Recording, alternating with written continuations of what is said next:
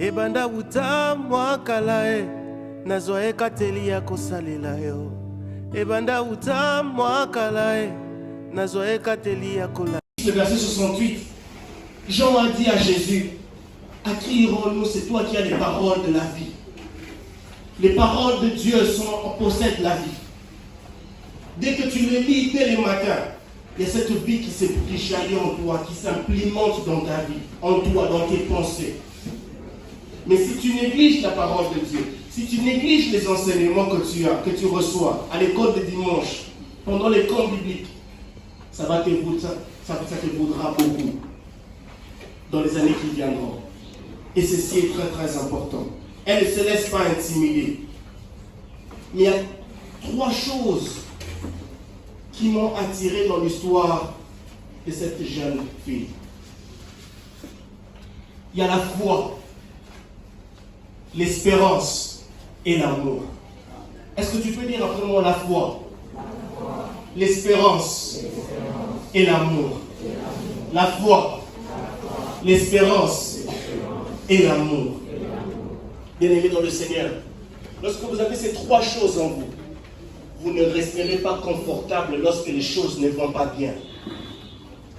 Je vous en prie, lorsque vous avez ces 3 choses en vous, vous ne resterez pas silencieux lorsque le diable est en train de saboter vos destinées. Lorsqu'il y a ces 3 choses en vous, vous ne resterez pas en train de contempler comment le diable est en train de manigancer dans votre famille. 3 choses. Elle se retrouve dans un lieu qui n'est pas familier pour elle.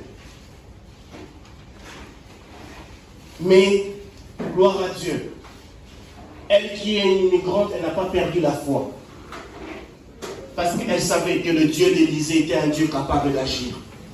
Elle savait que le Dieu que ses parents l'avaient montré dès les bas âges, parce qu'elle est encore petite, elle n'est pas encore adulte. Elle savait que ce Dieu-là ne connaissait pas comment échouer. Elle a dit à son maître, si seulement tu peux aller chez Élisée, si seulement tu peux aller te tourner sur cet homme de Dieu, dont Dieu utilise puissamment. Il y a une chose que nous devons comprendre.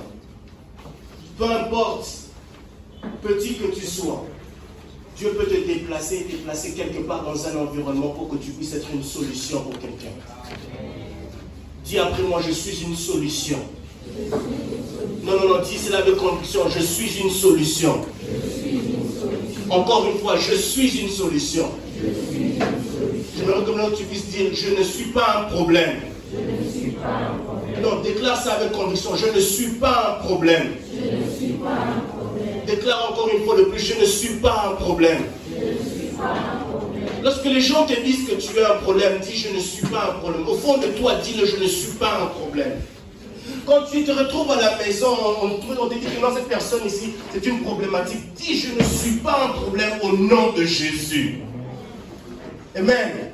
Refuse cela. Les destinées de beaucoup d'enfants, de beaucoup d'adolescents ont été détruites parce qu'ils ont accepté ces paroles-là. Toi, tu es un problème. Toi, tu es une problématique.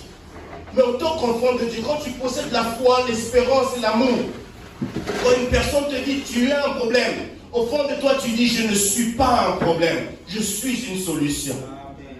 Tu es une solution pour la génération.